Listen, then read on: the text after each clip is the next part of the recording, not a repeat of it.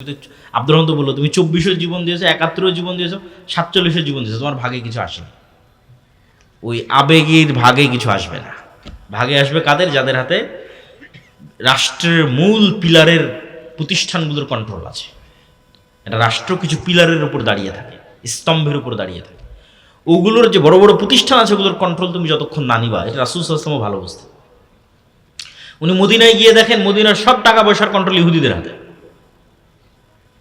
আর আনসারীরা হচ্ছে কৃষক, এরা ব্যবসা বুঝে না।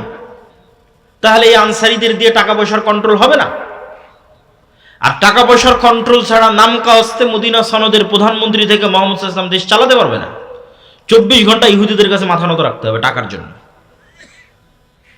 ইহুদিরা তখনও সুদের কারবার করত। তো মুহাম্মদ সাল্লাল্লাহু আলাইহি ওয়াসাল্লাম মুহাজিরদের আনসারদের বললেন, তোমাদের সম্পত্তি যা আছে কেউ 3 ভাগের 1 ভাগ, কেউ 2 ভাগ, কেউ অর্ধেক মুহাজিরদের দাও। এরা ব্যবসা জানে, এরা ব্যবসা করতে পারবে। ব্যবসা করলে টাকার কন্ট্রোল আমার সাহাবীদের হাতে আসবে, মানে আমার হাতে আসবে। সাহাবীরা ব্যবসা শুরু করলেন চোখের পলকে। রাসূল সাল্লাল্লাহু আলাইহি ওয়াসাল্লামের জীবদ্দশাতে আব্দুর রহমান বিন আউফ, জুবাইর ইবনুল আওয়াম, এরা রাসূল সাল্লাল্লাহু আলাইহি ওয়াসাল্লামের জীবদ্দশাতে উসমান ইবনে আফফান, এরা কোটিপতি, মাল্টিবিলিয়নার। রাসূল সাল্লাল্লাহু আলাইহি ওয়াসাল্লামের একটা কুয়া দরকার ছিল মসজিদ নববীর নিকটস্থ, যেটাতে মুসলমানরা ওযু করবে, গোসল করবে। সেই কুয়া ওসমান রাদিয়াল্লাহু তাআলা কিনে দিয়েছেন। ওই কুয়ার মালিক ইহুদি ছিল। তাহলে ওই কুয়া যদি না কিনতে পারতো, ইহুদির কাছে কি অনুমতি চাইতে হতো, ভাই তোমার কুয়া ব্যবহার করবো, অনুমতি দাও। এটা হলো অর্থনৈতিক দাসত্ব। তাহলে যতক্ষণ আপনি পিলারগুলোর কন্ট্রোল নিজের হাতে না নেবেন, আপনি যতই আন্দোলন করেন, যতই জীবন দেন, এই রাষ্ট্র আপনার হাতে আসবে না। এটা মুহাম্মদ সাল্লাল্লাহু আলাইহি ওয়াসাল্লাম ভালো জানতেন। বদরের যুদ্ধ অবশ্যই ধর্মীয় যুদ্ধ, কিন্তু বদরের যুদ্ধের কারণগুলোর মধ্যে দেখেন আবু সুফিয়ানের ব্যবসায়িক কাফেলা বন্ধ করে দেওয়া হয়েছে। কারণ যেখান থেকে যুদ্ধটা শুরু হচ্ছে, আবু সুফিয়ান মক্কায় রিটার্ন ব্যাক করতে পারতেছে না। সেখান থেকে বার্তাবাহক চিঠি নিয়ে গেছে আবু জাহালের কাছে যে মুহাম্মদ সাল্লাল্লাহু আলাইহি ওয়াসাল্লামের সাহাবীরা তার ব্যবসায়িক যাত্রা বন্ধ করে দিয়েছে, বাঁচাতে হবে। কেননা বিজনেস রুট বন্ধ হয়ে গেলে মক্কার মানুষের টাকার কন্ট্রোল কমে যাবে। মুহাম্মদ সাল্লাল্লাহু আলাইহি ওয়াসাল্লামের রাস্তার উপর দিয়ে তোমাকে ব্যবসা করতে হবে। তাহলে বিজনেস রুটের কন্ট্রোল আমার হাতে, মানে টাকার মালিক আমি।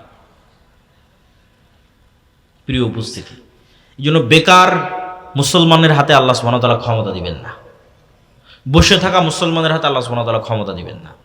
টাকা উপার্জন করতে হবে, সময় নষ্ট করার সুযোগ নাই। 24 ঘন্টা কাজে লাগাতে হবে প্রোডাক্টিভ ওয়েতে। ওই যে নিন্দা, গীবত, মিছিল, মিটিং, বিড়ি, সিগারেট, টাকা দিলে ভোট কেন্দ্রে চলে যাওয়া, এগুলো সব আত্মসম্মান বিক্রি করা এবং সময় নষ্টের কাতারে পড়ে।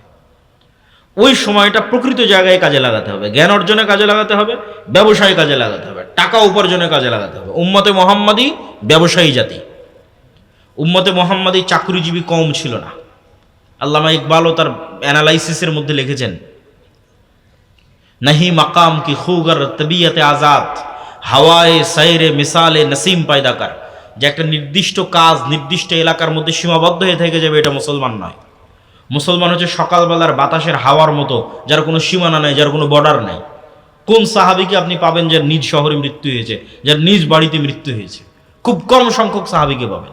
সব কোনো বর্ডার বিহীন, যে যেদিকে পেরেছে সে সেদিকে দাওয়াত নিয়ে ছুটে গেছে। কেউ ব্যবসা নিয়ে, কেউ জিহাদ নিয়ে, কেউ বসরায়, কেউ কুফায়, কেউ ইরাকে, কেউ নিশাপুরে। কাউকে নিজ শহরে পাবেন না। এগুলো মুসলমানদের স্বভাব ছিল এরকম। ব্যবসা করতে করতে চলে গেছে ইন্দোনেশিয়া পর্যন্ত, চলে গেছে ব্রুনাই পর্যন্ত, সেই পর্যন্ত চলে গেছে ইসলামের দাওয়াত। কিন্তু আজ মুসলমানেরা চাকুরিজীবী হওয়াতে তাদের এই স্বাধীন চেতা স্বভাব নষ্ট হয়ে গেছে। চাকুরিজীবী থাকবে, সমাজের এক অংশ চাকরি করবেই, কিন্তু ব্যবসায়িক উদ্যোগ নিতেই হবে। এটা মুহাম্মদ সাল্লাল্লাহু আলাইহি ওয়াসাল্লামের সাহাবীদের অন্যতম বৈশিষ্ট্য। তো আমি বলছিলাম আব্দুর রহমান যে আলোচনা করেছে, চমৎকার আলোচনা করেছে। জ্ঞান অর্জন করতে হবে, অর্থনৈতিকভাবে সক্ষম, ভারসাম্যপূর্ণ হতে হবে। যেমন আব্দুর রহমান জ্ঞানের শক্তির কথা বলেছে, অর্থের শক্তিও আপনি দেখতে পাচ্ছেন যে আজকের পৃথিবীর সকল শক্তির কেন্দ্রবিন্দু হচ্ছে ডলার ভিত্তিক অর্থনীতি। আপনি নিশ্চিত থাকেন এই ডলার ভিত্তিক অর্থনীতির যেই দিন পতন হবে, ওই দিন আমেরিকার পতন হবে। যেদিন আমেরিকার পতন হবে, ওই দিন ডজন খানেক মুসলিম রাষ্ট্রে ইসলামী খেলাফা কায়েম হয়ে যাবে। সময় লাগবে না, আধা ঘন্টা থেকে 1 ঘন্টার মধ্যে প্রতিষ্ঠা হয়ে যাবে। 1 ঘন্টা থেকে 2 দিন, 1 সপ্তাহের মধ্যে প্রতিষ্ঠা হয়ে যাবে। কেননা এগুলোতে গণতন্ত্র টিকিয়ে রেখেছে এই সমস্ত সকল দেশের আব্বা আমেরিকা। তো এই জন্য তাদের হাতে কন্ট্রোল কি? টাকার কন্ট্রোল। মুসলমানদেরকে এই জন্য অবশ্যই ব্যবসায়ী জাতিতে পরিণত হতে হবে এবং টাকা উপার্জন করতে হবে। তার পাশাপাশি আর কি করতে হবে, আর একটা কথা না বললেই নয়। শুরুতে সালাতের কথা বলেছি, জিকিরের কথা বলেছি, এগুলো না থাকলে তো আল্লাহর বিজয় সাহায্যই আসবে না, সাহায্য না আসলে বিজয়ের নামগন্ধই আসবে না। আর একটা বলে বক্তব্য শেষ করব, ঈমান বিল গায়বে ইয়াকিন, পরিপূর্ণ তাওহীদ। পূর্ণাঙ্গ তাওহীদ কি? পূর্ণাঙ্গ তাওহীদ হচ্ছে ইব্রাহিম আলাইহিস সালামের তাওহীদ। ये दौर अपने बराहिम की तलाश में है। আল্লামা ইকবাল লিখেছেন, আজকের যুগে মুসলমানদের সকল সমস্যার সমাধান মুসলমানদের মধ্যে একজন ইব্রাহিম আলাইহিস সালাম লাগবে। ইব্রাহিম আলাইহিস সালামের মতো তাওহীদপন্থী একজন মুসলমান লাগবে। মুসলমানদের মধ্যে তাওহীদপন্থী মুসলমান নাই। বিভিন্নভাবে উদাহরণ দিতে পারবো। যারা তো কবরে যাচ্ছে, মাজারে যাচ্ছে, পূজায় যাচ্ছে, শিরক করছে, বেদাত করছে, তাবিজ কবজ ব্যবহার করছে, এদের কথা তো বাদই দিলাম। ধরেন আপনি আহলে হাদিস এবং সালাফি, আপনি এরকম বড় কোনো শিরকে লিপ্ত হন না, তারপরও বলবো পূর্ণাঙ্গ তাওহীদ কি আপনি বুঝতে পারেন। আপনার ইলাহ ওই কবরে শুয়ে থাকা বাবা নয়, আপনার ইলাহ মাটির উপরে থাকা মা কালী, মা দুর্গাও নয়, আপনার ইলাহ তাবিজ কবজও নয়, কিন্তু আপনার ইলাহ যে আপনার নিজের নাফসকে বানিয়ে নিয়েছেন। ইলাহু হাওয়া, নিজের মনের প্রবৃত্তিকে যে ইলাহ বানিয়ে নিয়েছেন, তাহলে কেমনি বলবেন আপনি শতভাগ তাওহীদপন্থী মুসলমান? এটা তো হলো না। আসলামা ওয়া তাল্লাহু লিল জাবিন, দুইজন ইসলাম গ্রহণ করলো, আত্মসমর্পণ করলো। শাব্দিক অনুবাদ ইসলাম গ্রহণ করলো, আসলে আত্মসমর্পণ করলো আল্লাহর সিদ্ধান্তের সামনে। মানে ওদের হাওয়া, ওদের নাফসের প্রবৃত্তি ওদের ইলাহ নয়। ইব্রাহিমের ইলাহ তার নাফস নয়, কিন্তু আমাদের অসংখ্য মানুষের ইলাহ তার নিজের নাফস। বিড়ি সিগারেট ছাড়তে পারেন না, তাহলে ইলাহকে নিজের নাফস। নেশা ছাড়তে পারেন না, জুয়া ছাড়তে পারেন না, ইলাহকে নিজের নাফস। অবৈধ সম্পর্ক ছাড়তে পারেন না, ইলাহকে নিজের নাফস। 5 ওয়াক্ত সালাত আদায় করতে পারেন না, ইলাহকে নিজের নাফস। যদিও এগুলো যত আলোচনা বলতেছি, সব আলোচনাই আল্লাহর পথে যাত্রা বইয়ের মধ্যে আছে। আল্লাহর পথে যাত্রা এবং মাসিকুল ইতিসাম, এই বইগুলো গুরুত্ব দিয়ে পড়া উচিত। তাহলে প্রকৃত তাওহীদপন্থী মুসলিম আপনি কখন হতে পারবেন? যখন আপনি না নারী, না টাকা, না বিড়ি সিগারেট, না জুয়া, অন্য বড় শিরক বাদ দিয়েছে। কিন্তু আগেই যেগুলো 90% মুসলমান যে শিরক বিদআত সেটা বাদ দিয়েছি, মনে করে নিয়েছে আপনারা আহলে হাদিস সালাফি, আপনারা এগুলোর মধ্যে নাই। আপনি আসেন কিসের মধ্যে? আপনি আসেন নিজের নাফসকে ইলাহ বানিয়ে নিয়েছেন। হয় নারী, না হয় টাকা, না হয় নেশা। এগুলোর থেকেও যে মুক্ত হয়ে যাবে, না হয় ক্ষমতা। ক্ষমতা আপনার পায়ে সিজদা দিবে, কিন্তু আপনি যদি ক্ষমতার দরজায় গিয়ে সিজদা দেন, ইসলাম প্রতিষ্ঠা হবে না, কম্প্রোমাইজ করতে হবে। এই জন্য ক্ষমতার নেশা থেকেও মুক্ত। এই হলো পূর্ণাঙ্গ তাওহীদপন্থী ইব্রাহিম আলাইহিস সালাতু ওয়াস সালামের মতো মুসলমান। আর একটা লাগবে ঈমান বিল গায়বে ইয়াকিন, যেটা আমি বলেছি যে বাংলাদেশের অন্তত 40 থেকে 50% মানুষের ঈমান বিল গায়বে ইয়াকিন যদি না হয়, তাহলে কেউ বাংলাদেশের রাষ্ট্র ক্ষমতায় গিয়ে পূর্ণাঙ্গ ইসলাম প্রতিষ্ঠা করতে পারবে না। বাংলাদেশের মানুষ ওকে টেনে হেঁচড়ে ক্ষমতা থেকে নামাবে।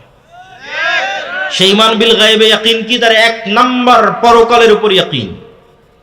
তার 1 নাম্বার গায়েবের 1 নাম্বার হচ্ছে পরকালের উপর ইয়াকিন। যে দেখতে পাবে পরকালে তার জান্নাতের ঘর, তার জান্নাতের প্লট, তার জান্নাতের ফ্ল্যাট, তার জান্নাতের বাড়ি, তার জান্নাতের খাবার, ওটা দেখতে পাবে। আর পাগল থাকবে ওই জান্নাতে যাওয়ার জন্য, দুনিয়া তার কাছে কিছুই না। এই লেভেলের ঈমান যতক্ষণ অর্জন না হয়েছে, আমাকেও যদি আপনি কালকে ক্ষমতায় পাঠিয়ে দেন আর আমি যদি ঘোষণা দিই সারা বাংলাদেশে আমি ইসলাম প্রতিষ্ঠা করে দিলাম, যখন সব দেশ বাংলাদেশকে বয়কট করে দিবে, জিনিসপাতির দাম বেড়ে যাবে, বিদ্যুৎ থাকবে না, এসি ফ্রিজ চলবে না, আপনারা আন্দোলন করে ক্ষমতা থেকে নামিয়ে দিবেন। এটাই বাস্তব। আর না হলে যে বলছে আমি ইসলাম বাস্তবায়ন করবো, করতে পারবে না, ও কম্প্রোমাইজ করবে, পুরো ইসলাম বাস্তবায়ন করবে না। আব্বারা যতটুকু অনুমতি দিবে ততটুকু করবে। তাহলে উপায় কি? উপায় অন্তত 30-40-50% মানুষের ঈমান হতে হবে আসহাবুল উখদুদের ঈমান, হতে হবে আসহাবে কাহফের ঈমান। আসহাবুল উখদুদ কারা? ওয়ামা নাকামু মিনহুম ইল্লা ইউমিনু বিল্লাহিল আজিজিল হামিদ। আসহাবুল উখদুদকে বলা হয় ঈমান ছাড়ো, না হয় সামনে আগুন আছে, ঝাঁপিয়ে পড়ে পুড়ে মরে যাও। সব ওই আগুনে ঝাঁপিয়ে পড়ে পুড়ে মরে গেছে। কেন? ওরা ওই আগুনে জান্নাত দেখেছে, এই জন্য। বলেন আল্লাহু আকবার। এটা ওদের ঈমান ছিল, এই আগুনে জান্নাত আছে। এই একই ঈমানের পরীক্ষা দাজ্জালের সময় হবে। আর ওদের পিছনে যে ঘর বাড়ি থেকে গেছে, ওই ঘর বাড়ির মধ্যে ওরা জাহান্নামের আগুন দেখতে পেয়েছে, স্বচক্ষে দেখতে পেয়েছে। ওই লেভেলের ওদের ইয়াকিন ছিল যেই দিন অন্তত 30-40-50% মানুষের ইমান ওই লেভেলে পৌঁছে যাবে যে আমরা তো দুনিয়াতে এসেছি জান্নাতে যাওয়ার জন্য, আখেরাতে জান্নাতে নিজের ঘর তৈরি করবো এই জন্য। দুনিয়া তো পরীক্ষার জায়গা। হাসিবতুম আন তাদখুলুল জান্নাহ ওয়ালাম্মা ইয়াতিকুম মাসালুল্লাযীনা খালাউ মিন ক্বাবলিকুম মাসাতহুমুল বা'সা ওয়াদ-দাররা ওয়া যুলজিলু হাত্তা ইয়াকুলার রাসূলু ওয়াল্লাযীনা আমানু মাআহু মাতা নাসরুল্লাহ। জান্নাত কি তোমাদের মামার বাড়ি? জান্নাত কি তোমাদের নানির বাড়ি? জান্নাত কি হাতের মোয়া যে প্রবেশ করে গেলে ওই বিপদ, ওই আপদ, ওই কষ্ট, ওই দুঃখ তোমরা সহ্য করলে না, যে কষ্ট, যে দুঃখ তোমাদের অতীতে যারা চলে গেছে তারা সহ্য করেছে। শালা সেই দুঃখ, সেই কষ্ট তো সহ্য করা লাগবে। ওই দুঃখ, ওই কষ্ট সহ্য করার মেন্টাল প্রস্তুতি থাকতে হবে, তবে পূর্ণাঙ্গ ইসলাম প্রতিষ্ঠা হবে। এই মেন্টাল প্রস্তুতি অন্তত 50%-এর বেশি মানুষের থাকতে হবে, তবে সম্ভব। ওটার নাম ইমান বিল গায়বে ইয়াকিন। গায়বে অদৃশ্য জগতের উপর ইয়াকিন তৈরি করতে হবে। অদৃশ্য জগতের উপর ইয়াকিন ছাড়া মুসলমানদের গোলামি থেকে মুক্তি সম্ভব নয়। বানু ইসরাইলকে মুসা আলাইহিস সালাতু ওয়াস সালাম মুক্ত করেছেন যখন মুসা আলাইহিস সালাতু ওয়াস সালাম আমাদের চেয়ে দুর্বল ছিলেন। আজকের উম্মতে মুহাম্মাদি, আজকের আমেরিকা, আজকের ইসরায়েলের তুলনায় সেই লেভেলের দুর্বল নয় যত দুর্বল মুসা আলাইহিস সালাম আর বানু ইসরাইল ফেরাউনের কাছে ছিল। তাহলে ওখান থেকে যদি মুসা আলাইহিস সালাম উদ্ধার পেতে পারেন, বানু ইসরাইল উদ্ধার পেতেন কি দিয়ে? গায়বে ইয়াকিন দিয়ে, যেটা আল্লাহ তার হাতের লাঠিকে সাপে পরিণত করার মাধ্যমে তার অন্তরে দিয়েছেন। যে মুসা, আমি জান্নাত থেকে স্পেশাল লাঠি দিচ্ছি না তোমাকে, আসমান থেকে নিয়ে আসা স্পেশাল লাঠি দিচ্ছি না, আল্লাহর লাঠি দিচ্ছে না। এই লাঠি তোমার, তুমি নিজে কোনো গাছ থেকে পেড়ে ব্যবহার করেছো, সেই লাঠিকে তোমার চোখের সামনে সাপে পরিণত করে দিচ্ছে।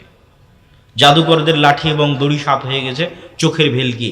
ঠিক আজকের যুগের যেমন 3D ডিজাইনের মাধ্যমে চোখে চশমা দিলে আমি ডিজাইনের মধ্যে এই বইকে সাপ করে দিতে পারবো ডিজাইনে, এবং ওই সাপ আমি যদি 3D চশমা চোখে দিই আমাকে এসে ছোবলে দিবে। চশমা খুললে দেখবেন স্ক্রিনে আছে, চশমা পড়লে মনে হবে স্ক্রিন থেকে বেরিয়ে ছোবল দিচ্ছে। এই ডিজাইনে সম্ভব, বাস্তবে সম্ভব নয়। তাহলে ওইটা ছিল কোনো এক প্রযুক্তি, জাদুকরী প্রযুক্তি, যেখানে চোখে মনে হচ্ছে এগুলো তো সব সাপ হয়ে গেছে, বাস্তবে হয়নি। আর মুসা আলাইহিস সালাতু ওয়াস সালামেরটা, যেটা বাস্তবে নীল নদে যে সাপ ঘুরে বেড়াচ্ছে, সমুদ্রে যে সাপ আছে, শীতলক্ষাতে যে সাপ আছে, ওই বাস্তব সাপ আরো পাওয়ারফুল। ওই জন্য সব জাদুকর সিজদা দিয়ে দিয়েছে। এইটা সম্ভব নয়, পৃথিবীর কোনো প্রযুক্তিতে এটা সম্ভব নয়, একমাত্র আল্লাহর শক্তিতে সম্ভব। তা আল্লাহর শক্তিতে যদি এটা সম্ভব, তার মানে যা দেখা যাচ্ছে সবই উল্টা মনে করতে হবে। যেখানে হাতের লাঠি সাপ হয়ে গেছে, সেখানে আমি চোখে যা দেখছি সবই উল্টা।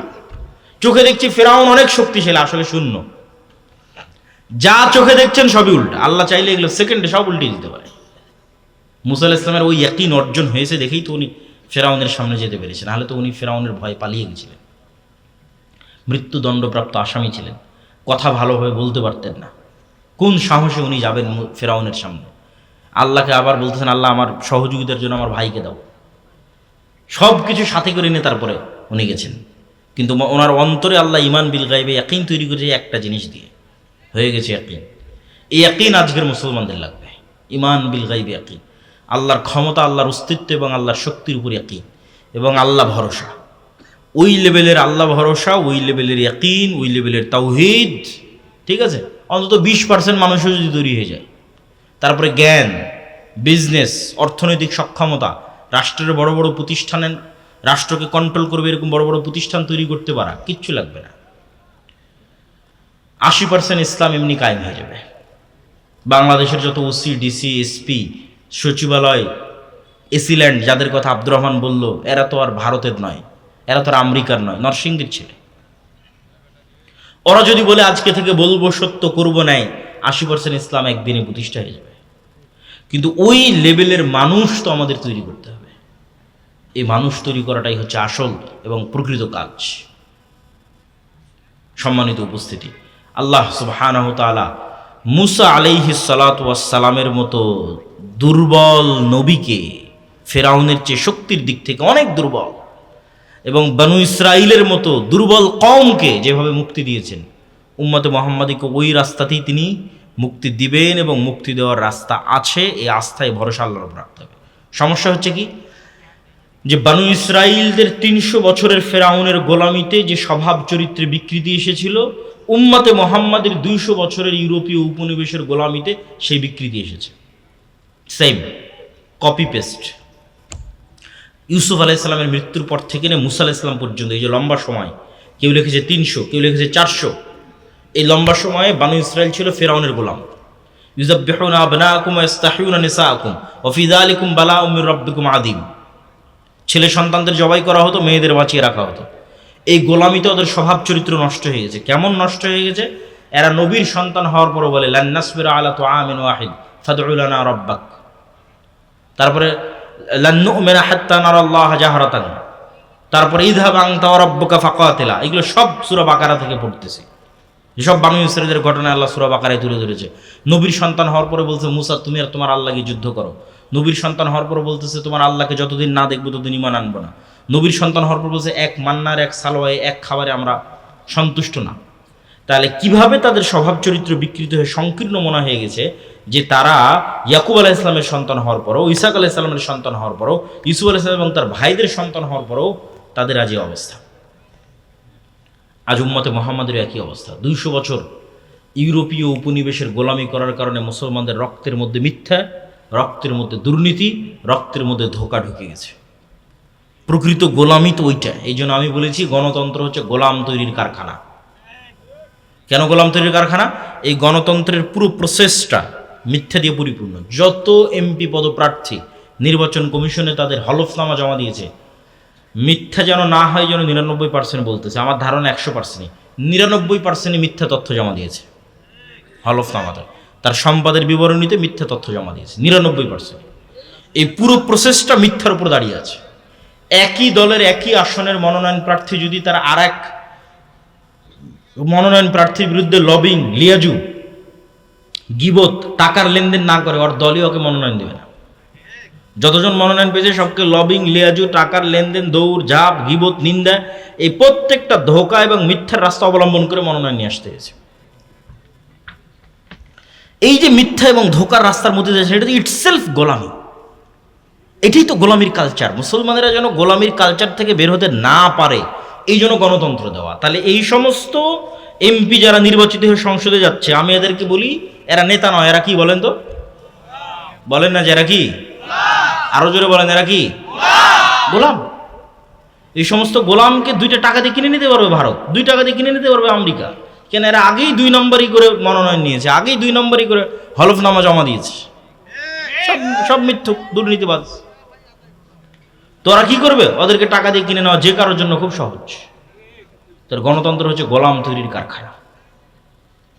যতক্ষণ আপনি কালচার থেকে বের না হতে পারবেন, এই গোলামির কালচার থেকে, ততক্ষণ লিডার, নেতা তৈরি হবে না। নেতা তৈরি হতে হলে সত্যবাদিতা, ন্যায়পরায়ণতার উপর ভিত্তি করে প্রতিষ্ঠিত হওয়ার মাধ্যমে নেতা তৈরি হবে, ক্লিয়ার নেতা তৈরি হবে। নেতা মানে নির্বাচন করে নেতা হতে হয়, এটা ভুল কথা। এই চিন্তা থেকে বের হয়ে আসতে হবে। আপনি আজকে নেতা হতে পারবেন।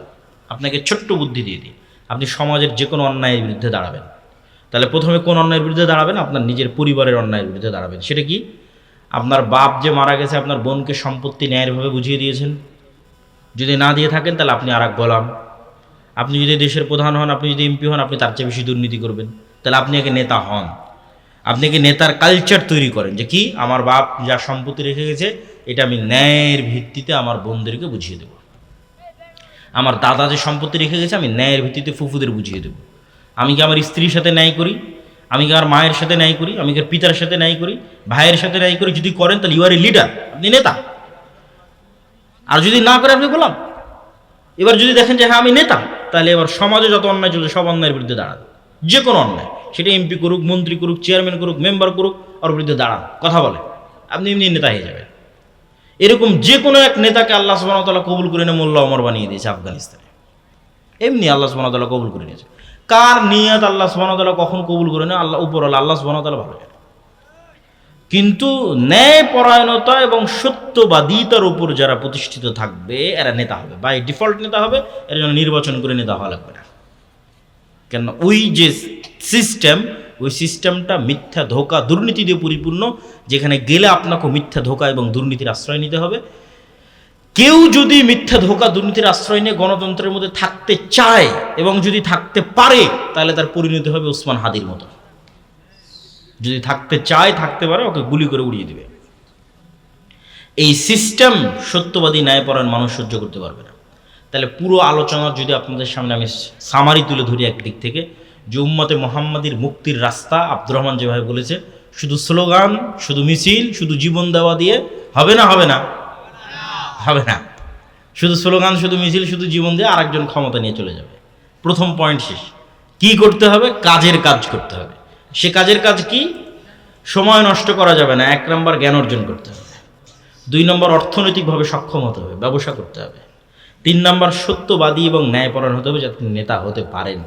এই নেতা হওয়ার কালচার শুরু হবে আপনার পরিবার থেকে, তারপরে সমাজে, আশেপাশে, তারপরে পুরো রাষ্ট্রে। আল্লাহ আপনাকে কবুল করে ফেলতে পারে, যে কাউকে কবুল করে ফেলতে পারে। তারপরে কি হবে? আপনি যখন এই মানের নেতা হয়ে যাবেন, তখন আপনি বিপদ এবং বাধার সম্মুখীন হবেন, নিশ্চিত থাকেন। ওই বিপদ এবং বাধা সেই অতিক্রম করতে পারবে যে শতভাগ তাওহীদপন্থী। ওই বিপদ বাধা সেই অতিক্রম করে ধৈর্য ধরতে পারবে যে ঈমান বিল গায়বে ইয়াকিন রাখে।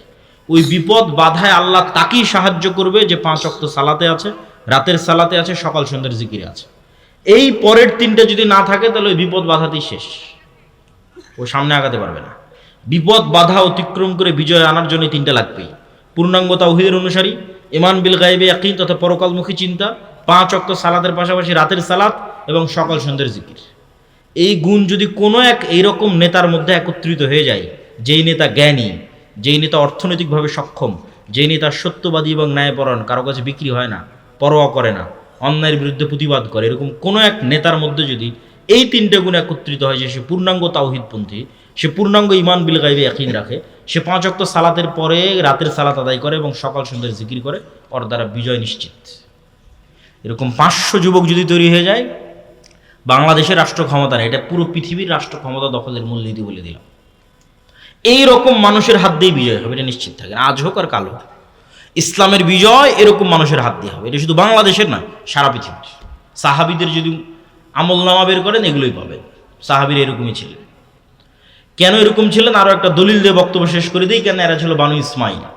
বানু ইসমাইল কোনোদিন কারো গোলামি করেনি। কোনোদিন কারো গোলামি না করার কারণে এরা বেশিরভাগ মিথ্যা, ধোঁকা এগুলো বুঝতো না। আব্দুল মুত্তালিব মুশরিক, আবু তালেব মুশরিক, কিন্তু ধোঁকাবাজ, দুর্নীতিবাজ, মানুষের সম্পদ মেরে নিয়েছে, খুঁজে পাবেন না, একটা প্রমাণ দিতে পারবেন না। আমানতের খেয়ানত করেছে, পাবেন না। কেননা ইসমাইলের সন্তানেরা কোনোদিন গোলামি করেনি, আর গোলামি না করলে এই গুণগুলো মানুষের মধ্যে আসে না। ফলত তারা বাই নেচার, বাই ডিফল্ট নেতৃত্বের গুণ নিয়ে জন্ম নিয়েছিল। মুহাম্মদ সাল্লাল্লাহু আলাইহি সাল্লাম এবং তার আশেপাশের যারা সাহাবায়ে কেরাম ছিলেন, সেটা যদি আবু সুফিয়ানও হয়, আবু সুফিয়ানের পরবর্তী বংশ উমাইয়া খলিফারাও হয়, তাহলে এরা বাই নেচার নেতৃত্বের গুণ নিয়ে জন্ম নিয়েছিল। তার সাথে শুধু যুক্ত হয়েছিল তাওহীদ, ঈমান বিল গায়বে ইয়াকিন, সালাত, রাতের সালাত, সকাল সন্ধ্যার জিকির, এগুলো যুক্ত হয়েছিল। বাকি সত্যবাদীতে ন্যায়পরায়ণতার গুণ জন্মগতই ছিল। আর সেই গুণ আমরা 200 বছরের গোলামিতে হারিয়েছি। আশা করি আমি আপনাদের বুঝাতে পেরেছি। না বুঝাতে পারলে আল্লাহর পথে যাত্রায় বই পড়তে হবে। স্কুল, কলেজ, ইউনিভার্সিটি, মসজিদ, মাদ্রাসা, সব জায়গায় অন্তত সপ্তাহে 1 দিন হলো 2 পৃষ্ঠা করে এই বই পড়তে হবে, 3 পৃষ্ঠা করে, 1 পৃষ্ঠা করে হলেও পড়তে হবে। পড়ে বুঝার চেষ্টা করতে হবে যে বই লেখক কি বলেছে। এটা প্রথম বই। যারা ভবিষ্যতে ইসলামের বিজয় দেখতে চায় তাদের জন্য অবশ্য পাঠ্য প্রথম বই। দ্বিতীয় বই আরও কিছুদিনের মধ্যে নিয়ে আসার চেষ্টা করতেছে ইনশাআল্লাহ, যদি আল্লাহ সুবহানাহু ওয়া তাআলা তৌফিক দেন। এই জন্য এই বইটাকে মূল্যায়ন করতে হবে। মসজিদ, মাদ্রাসা, স্কুল, কলেজ, ইউনিভার্সিটি, লাইব্রেরি, যে কোনো জায়গায় নাসিম ভাইদের প্রতি উদাত্ত আহ্বান থাকবে। প্রতিটা মসজিদে প্রতি সপ্তাহে অন্তত শুক্রবারের দিন হোক, শনিবারের দিন হোক, 2 পৃষ্ঠা করে অধ্যয়ন করা। এটার মাধ্যমে চিন্তার দরজা উন্মুক্ত হবে। এবং কিভাবে আমরা আল্লাহ সুবহানাহু ওয়া তাআলার কাছে সম্পৃক্ত হব, কানেক্টেড হব, শয়তান, নফস, মালায়েকা, রূহ, এগুলোর গূঢ় রহস্য এবং তত্ত্ব কী, সালাত, সিয়াম, হজ, যাকাত কিভাবে আমাদের কাজে দেয়, গুনাহ আমাদের কত ক্ষতি করে, জিকির কিভাবে আমাদের উপকার করে, ঠিক আছে, অন্তরের অসুস্থতাগুলো কি, অন্তরের অসুস্থতা থেকে পরিশুদ্ধি কিভাবে সম্ভব, এগুলো সব বিষয়ে ব্যাপক এবং বিস্তারিত আলোচনা আছে। আল্লাহ সুবহানাহু ওয়া তাআলা আমাদের কবুল করুক, আল্লাহুম্মা আমিন। বক্তব্য শোনার চাইতে আমল করার চেষ্টা করতে হবে বেশি, বলেন ইনশাআল্লাহ। বৈঠক শেষে দোয়া পড়ি, যদি কোনো প্রশ্ন থাকে করতে পারেন। সুবহানাকাল্লাহুম্মা ওয়া বিহামদিকা আশহাদু আল্লা ইলাহা ইল্লা আনতা আস্তাগফিরুকা ওয়া আতুবু ইলাইক। লম্বা করলাম না, ফজরের সালাত আদায় করতে হবে যে কোনো মূল্যে।